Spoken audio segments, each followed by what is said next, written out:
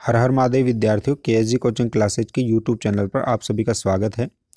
रीट की मनोविज्ञान की कक्षाएं चल रही थी और अपना बिंदु चल रहा था अभिप्रेरणा। अभिप्रेरणा के इससे पूर्व 4 बिंदु पढ़ाए जा चुके हैं। आज ये 5वां बिंदु है। आज अभिप्रेरणा टॉपिक पूरा हो जाएगा अपना। तो आइए शुरू करते हैं। सबसे पहले लेते हैं अभिप्रेरणा का मापन। किस तरह से अभिप्रेरणा को मापते हैं, तो इसमें ज़्यादा डिटेल में नहीं दिया है क्योंकि डिटेल क्वेश्चन, कॉन्सेप्चुअल क्वेश्चन नहीं आएगा, डायरेक्ट क्वेश्चन आएगा किस विधि से मापते हैं, नाम आएगा परीक्षण का। तो इसके लिए सामान्यतः निरीक्षण विधि, प्रयोगशाला विधि, व्यक्तित्व व्यवहार की जांच तकनीक और मानकीकृत परीक्षण का प्रयोग किया जाता है। मानकीकृत परीक्षण का मतलब होता है स्टैंडर्ड टेस्ट। तो स्टैंडर्ड टेस्ट, प्रमुख मानकीकृत जो टेस्ट हैं, स्टैंडर्ड जो टेस्ट होता है अभिप्रेरणा की, जिनके माध्यम से अभिप्रेरणा नापी जाती है व्यक्तियों की, वो ये टेस्ट हैं। इनमें से जो ऊपर वाले 4 हैं इनको मोस्ट लगा लेना। ये ज़्यादातर एग्जाम्स में ये क्वेश्चन पूछे जाते हैं, डायरेक्ट क्वेश्चन आता है। तो देखिए, सबसे पहला और सबसे ज़्यादा बार पूछा गया क्वेश्चन है डॉक्टर एन के दत्त और के जी रस्तोगी द्वारा निर्मित उपलब्धि अभिप्रेरणा परीक्षण। उपलब्धि अभिप्रेरणा क्या होती है, इससे पहले की वीडियोज़ में आपको मिल जाएगी। दूसरा है डॉक्टर बीपी भार्गव द्वारा निर्मित उपलब्धि परीक्षण। तीसरा है टीएटी। टीएटी के बारे में आपको पहले ही बता चुका हूं। डिटेल में जो टीएटी है वो बाद में पढ़ेंगे, पर्सनैलिटी में अपन, जिसको बोलते हैं थीमेटिक एप्रिसिएशन टेस्ट, विषय आत्मबोध परीक्षण। चौथा जो टेस्ट होता है उसे कहते हैं शाही धब्बा परीक्षण। ये चारों के चारों बहुत ही महत्वपूर्ण है, ज्यादातर रिपीटेड यही क्वेश्चन पूछे जाते हैं। 5वां आता है प्रश्नावली विधि, जिसके अंदर क्वेश्चन आंसर के माध्यम से अभिप्रेरणा का पता लगाया जाता है। 6ठी विधि होती है रेटिंग स्केल विधि, इसको भी अपन पर्सनैलिटी में पढ़ाएंगे। 7वीं विधि होती है साक्षात्कार विधि, जिसको आप जानते हैं इंटरव्यू के माध्यम से। तो ये कुछ विधियां थी जिनके माध्यम से व्यक्तियों की अभिप्रेरणा कितनी है, उनके अंदर मोटिवेशन कितना है, कितनी मात्रा में मोटिवेटेड है, ये जांचा जाता है। आज का जो दूसरा टॉपिक है उसका नाम है अभिप्रेरणा के प्रकार। तो अभिप्रेरणा मुख्य रूप से 2 प्रकार की होती है, आंतरिक अभिप्रेरणा और बाह्य अभिप्रेरणा, इंटरनल मोटिवेशन और एक्सटर्नल मोटिवेशन। अब देखिए, आंतरिक अभिप्रेरणा क्या होती है। जैसे कि नाम से ही पता है, अंदर से अभिप्रेरणा। अंदर से व्यक्ति कब अभिप्रेरित रहता है, अंदर से व्यक्ति यदि अभिप्रेरित होगा तो वो कोई भी कार्य करेगा तो मन लगा के करेगा और उसको मजा भी आएगा। तो आइए देखते हैं आंतरिक अभिप्रेरणा को मनोवैज्ञानिकों ने किस तरह से व्याख्या की है इसकी। आंतरिक अभिप्रेरणा मोटे तौर पर सामान्यतः स्वतः अभिरुचि से होता है, जिसके अंदर अपने आप रुचि होती है। जब किसी कार्य को व्यक्ति इसलिए करता है कि उसमें उसकी अभिरुचि है तथा उस कार्य को करने से उसे खुशी मिलती है, तो ऐसा कहा जा सकता है कि व्यक्ति में आंतरिक अभिप्रेरणा है। आंतरिक अभिप्रेरणा के कारकों को बाहर से प्रत्यक्ष रूप से नहीं देख सकते। अब देखो, डेसी और रेबर, इन्होंने क्या कहा है आंतरिक अभिप्रेरणा के बारे में। वातावरण के साथ समायोजन में व्यक्ति उत्पन्न आत्मनिर्धारित तथा सक्षमता का भाव। अगर व्यक्ति समायोजन के अंदर आत्मनिर्धारित का मतलब क्या होता है, खुद के द्वारा निर्धारित किए गए कार्य करे। दूसरा होता है सक्षमता के भाव। कोई भी कार्य करने से पहले व्यक्ति ये सोचे कि हाँ मैं ये कर सकता हूँ, इसका मतलब उसके अंदर आंतरिक रूप से अभिप्रेरणा है। कोई भी कार्य हो कठिन से कठिन, अगर उसको करने से पहले व्यक्ति के अंदर ये है कि हाँ मैं ये कर सकता हूँ, भले ही वो नहीं कर पाए, लेकिन उसके अंदर ऐसा भाव है, सक्षमता का भाव, तो वो इंटरनली मोटिवेटेड कहा जाएगा। ये बहुत ही जबरदस्त डेफिनेशन है। क्वेश्चन ऐसे आ सकता है आपके रीट के अंदर कि एक व्यक्ति, एक बालक है, वो इस तरह से कह सकता है कि मैं 10 फीट की खाई को कूद सकता हूं, लेकिन टीचर को पता है कि वो नहीं कूद सकता। तो वह बच्चा किस प्रकार का हो सकता है, वह बच्चा आंतरिक रूप से अभिप्रेरित हो सकता है उसने किसी को देख लिया हो, उसकी ऐसी करने की इच्छा हो। दूसरा, रेबर ने इसको डिफाइन किया है, आंतरिक अभिप्रेरक प्रायः कार्य को पूर्ण करने तथा संतोष के भाव से उत्पन्न होते हैं। अब देखिए, कोई भी व्यक्ति होता है, आप जैसे मान लो राजस्थान पुलिस का टेस्ट दे रहे हैं, तो स्टार्ट कर दिया आपने तैयारी, लेकिन बीच में जाके और तैयारी कमज़ोर हो गई और उसके बाद फिर आपने छोड़ ही दिया। एग्ज़ाम पास आ गई तो चलो ठीक है एग्ज़ाम दे आते हैं, तो आप इंटरनली मोटिवेटेड नहीं हो यहाँ पे। अगर आप किसी भी कार्य को करने का बीड़ा उठाते हैं और उसको पूरा करते हैं, तो इसका मतलब आपको कहा जाएगा कि आप आंतरिक रूप से अभिप्रेरित हैं। दूसरा आता है संतोष के भाव। किसी भी कार्य को करने में यदि संतुष्टि मिलती है तो उसको कहेंगे कि आंतरिक रूप से अभिप्रेरित है। ये बाह्य रूप से उत्पन्न नहीं होता है। तो ये दोनों डेफिनेशन बहुत महत्वपूर्ण है जो इंटरनल मोटिवेशन को डिफाइन करती है। यहाँ से क्वेश्चन आ सकता है। दूसरा आता है आज का टॉपिक, वो आता है, दूसरा प्रकार आता है अभिप्रेरणा का, बाह्य अभिप्रेरणा, एक्सटर्नल मोटिवेशन। बाह्य अभिप्रेरणा बाह्य कारकों से उत्पन्न होती है। इसका संबंध पुरस्कार, वेतन, प्रशंसा इत्यादि से होता है। अगर आदमी को बाह्य रूप से मोटिवेटेड करना है तो उसको कुछ ना कुछ रिश्वत देनी पड़ती है।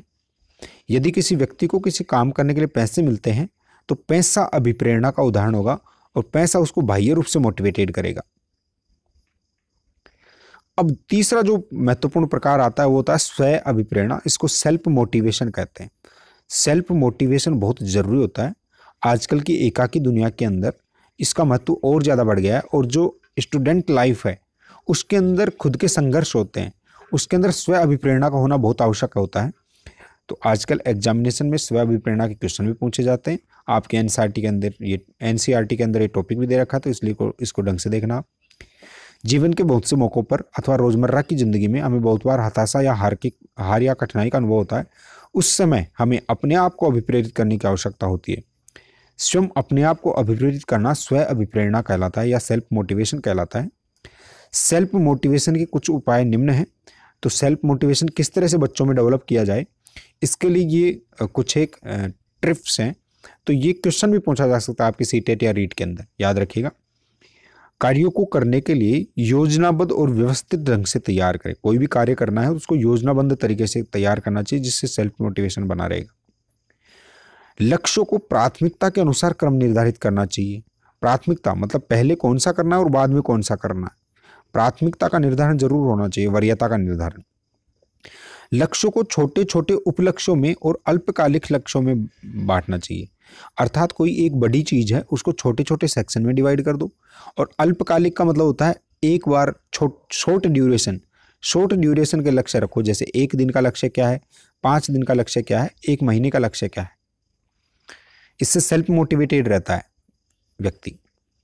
यदि आपने अपने लक्ष्य को प्राप्त कर लिया हो तो स्वयं को पुरस्कृत करें, ये बहुत ही जरूरी है। यदि आपने सोचा कि मेरे को 70% मार्क्स लाना है, अगर आपकी 70% मार्क्स बन गई है तो आपको जाके मूवी देखनी चाहिए, जाके कोई ना कोई खेल खेलना चाहिए या कोई भी ऐसा कार्य करना चाहिए और स्वयं को पुरस्कार जरूर करना चाहिए। इससे सेल्फ मोटिवेशन मिलता है। नेक्स्ट है, यदि आपने अपने लक्ष्य को प्राप्त कर लिया तो स्वयं की प्रशंसा करनी चाहिए। यस, ये भी बहुत जरूरी होती है। आपने देखा होगा जब मैचेज होते हैं तो विराट कोहली या फिर कोई भी गेंदबाज होता है वो विकेट ले लेता है तो खुशी के मारे उछलता है। कोई शतक मार देता है तो वो भी उछलता है। तो स्वयं की प्रशंसा भी करनी चाहिए कि हाँ मैंने अच्छा किया, इससे सेल्फ मोटिवेशन मिलता है। अपने लक्ष्य तक पहुंचने के लिए सदा यही सोचे कि मुझे कठिन परिश्रम करना होगा। सेल्फ मोटिवेशन के लिए बहुत जरूरी है कि अपनी सोच इस तरह से होनी चाहिए कि वास्तव में मुझे उस लक्ष्य तक जाने के लिए कठिन परिश्रम करना पड़ेगा। आप ये सोचते हैं कि मैं इजीली वहाँ पे मेरा तो सिलेक्शन हो जाएगा और अगर वास्तव में नहीं होता है तो फिर निराशा होती है, सेल्फ मोटिवेशन नहीं बच पाता। तो ये कुछ तथ्य थे जिसके माध्यम से आप सेल्फ मोटिवेटेड रह सकते हैं। अब आता है अधिगम में अभिप्रेरणा की भूमिका। यहाँ से क्वेश्चन बनेगा भाई आपके रीट के अंदर, सीटेट के अंदर, इनके अंदर, क्योंकि रीट के अंदर तो बाकायदा दे रखा है। अधिगम हेतु अभिप्रेरणा अधिगमकर्ता को तत्परता प्रदान करती है। आपके रीट के सिलेबस के अंदर लिख रखा है अभिप्रेरणा एवं अधिगम के अभिप्रेत, तो वो टॉपिक ही है ये, मान लो। अधिगम हेतु अभिप्रेरणा अधिगमकर्ता को तत्परता देती है। ये क्वेश्चन बनेगा भाई, अधिगमकर्ता को तत्परता किससे मिलती है? अभिप्रेरणा के माध्यम से। इससे बालक सीखने के लिए प्रेरित और प्रोत्साहित होता है। विद्यार्थी को अभिप्रेरणा की सहायता से सक्रिय रखा जाता है। ये भी बहुत महत्वपूर्ण है, इसको मोस्ट लगा लेना। आपकी जो एनसीएफ है, एनसीएफ के अंदर बच्चे को एक्टिवेट करने के लिए या सक्रिय रखने के लिए बार बार प्रेशराइज किया गया है कि बच्चे को एक्टिवेट रखा जाए, कुछ ना कुछ करवाते रहो उसको, वो बिल्कुल आलसी ना बन जाए। तो अभिप्रेरणा होती है वो उसको सक्रिय करती है, उसको एक्टिवेट करती है।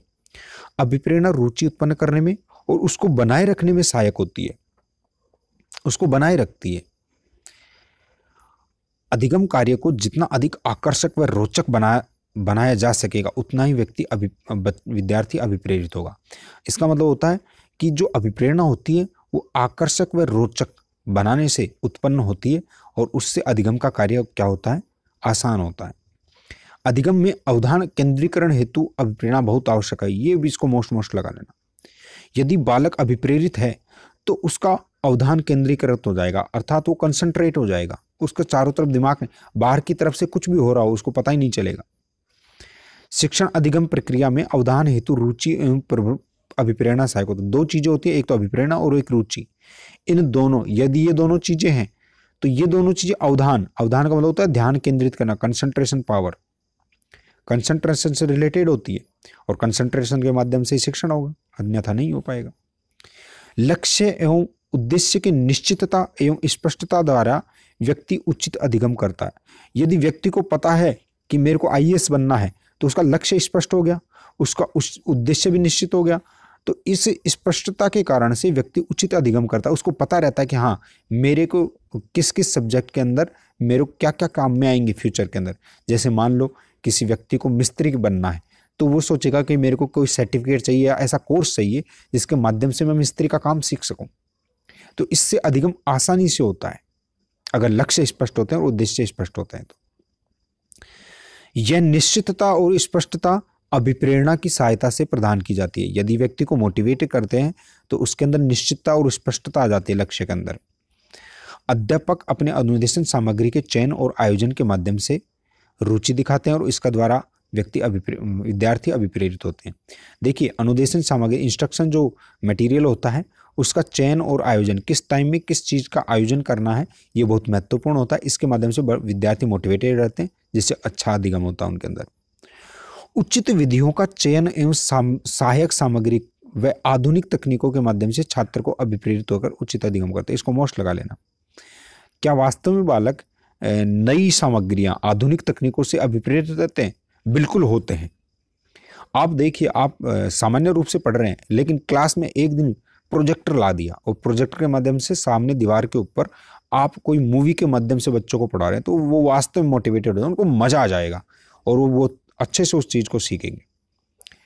तो इस तरह से नवीन और आधुनिक तकनीकें क्या होती हैं, मोटिवेटेड करती हैं बच्चों को। सकारात्मक व उपयुक्त वातावरण के निर्माण हेतु अभिप्रेरणा महत्वपूर्ण होती है क्योंकि नकारात्मक परिस्थितियों में अधिगम जटिल हो जाता है।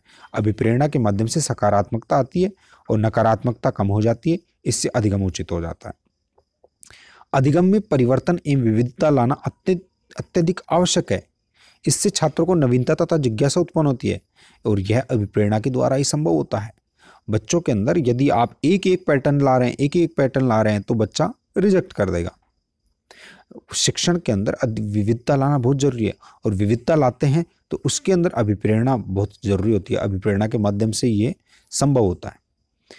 अधिगम में उचित प्रतिपुष्टि व्यक्तियों को निश्चित उद्देश्य प्राप्त करने हेतु अभिप्रेरित करती है। अगर बालकों को प्रतिपुष्टि का मतलब होता है उनको शाबाशी देना या उनको रिकॉग्नाइज करना, कोई भी कार्य वो कर रहे हैं तो उसको कहना कि हाँ यू हैव वेल डन, तो ये चीज़ होती है वो एक निश्चित उद्देश्य की प्राप्ति और अभिप्रेरणा में सहायता करती है। अधिगम जन्य व्यवहार में प्रोत्साहन तथा पुनर्बलन का अपना महत्व होता है और यह अभिप्रेरणा द्वारा प्रदान किया जाता है। देखो, पुनर्बलन और प्रोत्साहन, शाबाशी आप बच्चों को देते हैं, मोटिवेट करते हैं, एनकरेज करते हैं, तो ये उसकी प्रेरणा को जगाता है और उसके अंदर मोटिवेशन लाता है और मोटिवेशन के अंदर ही फिर अधिगम होता है। स्थायी अधिगम हेतु आंतरिक अभिप्रेरणा आवश्यक है किंतु शुरुआत में बाह्य अभिप्रेरणा भी अधिक उपयोग में लेते हैं। जब बच्चा शुरू में स्कूल में जाता है तो उसे पता नहीं चलता कि मैं क्यों पढ़ रहा हूँ, तो उस टाइम में उसके लिए बाह्य अभिप्रेरणा बहुत महत्वपूर्ण होती है। उसको टॉफी के माध्यम से या कोई भी चीज़ लालच देके इस तरह से थोड़ा थोड़ा अपन बाह्य रूप से अभिप्रेरित कर सकते हैं। उसके बाद में बच्चे को आंतरिक अभिप्रेरणा की आवश्यकता होती है। इंटरनली मोटिवेटेड हो जाता है, फिर वो अधिगम करेगा, जो आप करवाएंगे वो सीखेगा। अधिगम प्रक्रिया में प्रेरणा द्वारा निश्चितता प्राप्त होती है। डेफिनेटली मतलब डेफिनेट जो चीज़ होती है वो अधिगम में प्रेरणा के माध्यम से ही उत्पन्न होती है। अधिगम प्रक्रिया में अभिप्रेरणा विद्यार्थियों एवं अध्यापकों में तालमेल स्थापित करती है। उचित तालमेल स्थापित करने का काम करती है अभिप्रेरणा। यदि अभिप्रेरित बच्चे हैं, मोटिवेटेड हैं, तो वो एडजस्टमेंट करेंगे बच्चों टीचर्स के साथ। अधिगम प्रक्रिया में अभिप्रेरणा द्वारा विद्यार्थी सफलता हेतु प्रोत्साहित होते हैं। वो बहुत ये सोचते हैं कि मेरे को सक्सेस मिल जाए। अधिगम में उत्साह का ज्ञान करवाने में अभिप्रेरणा का प्रयोग किया जाता है। उत्साह के साथ किसी भी चीज़ का ज्ञान करवाने के लिए अभिप्रेरणा जरूरी होती है। उचित उदाहरण प्रस्तुत करके प्रेरित कर सकते हैं। टीचर्स होते हैं उनको एग्जाम्पल देना चाहिए, जिससे क्या होते हैं वे बच्चे आदर्श, जैसे किसी टीचर को देख के उसको आदर्श समझ के और फिर वो उनको अनुकरण करने का प्रयास करें।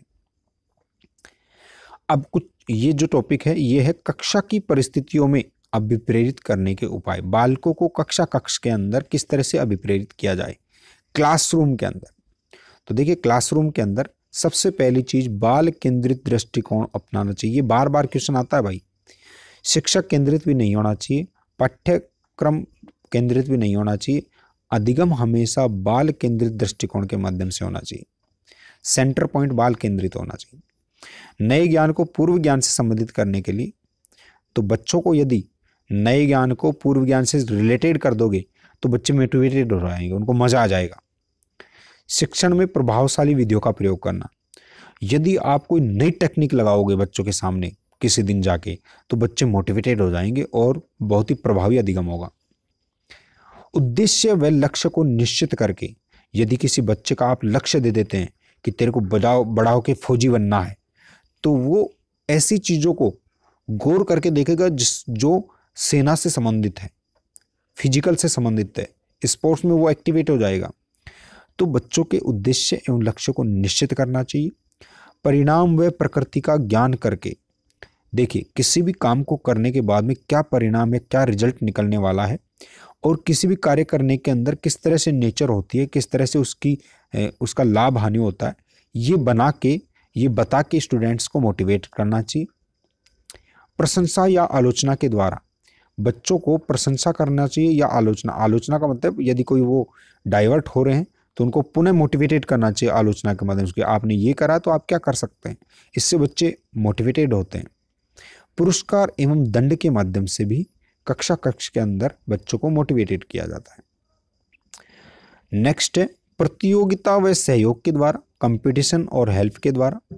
प्रतियोगिता का मतलब होता है कि बच्चों को हेल्प ना करके और उनको कंपटीशन दिया जाए कि हम कंपटीशन करो, और सहयोग का मतलब हेल्प दी जाए कि जहाँ पे वास्तव में वो कोई कार्य करने में सक्षम ना हो तो वहाँ पे उसकी हेल्पिंग वर्ब होना चाहिए टीचर को। उचित दृष्टिकोण का विकास करके, देखिए ये नज़रिया होता है, दृष्टिकोण का मतलब होता है नज़रिया। किसी भी चीज़ को देखने का जो नज़रिया होता है वही आपका जीवन निर्धारित करता है।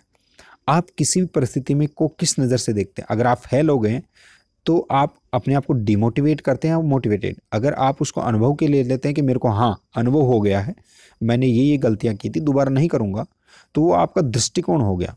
तो सकारात्मक दृष्टिकोण अपना कर और मोटिवेटेड हो सकते हैं और अधिगम करवा सकते हैं।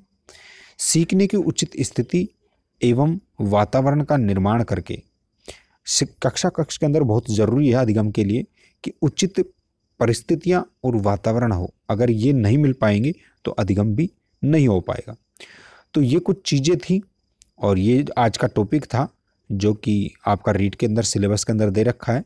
मुझे लगता है आपकी समझ में आया होगा। ईजी टॉपिक है लेकिन महत्वपूर्ण टॉपिक है। इसको आप रिवाइज करके दोबारा से भी वीडियो को देखना। कोई भी चीज़ समझ में नहीं आए तो आप कमेंट बॉक्स के अंदर क्वेश्चन डाल सकते हैं। तब तक के लिए KSG के साथ जुड़े रहिए। हर हर महादेव।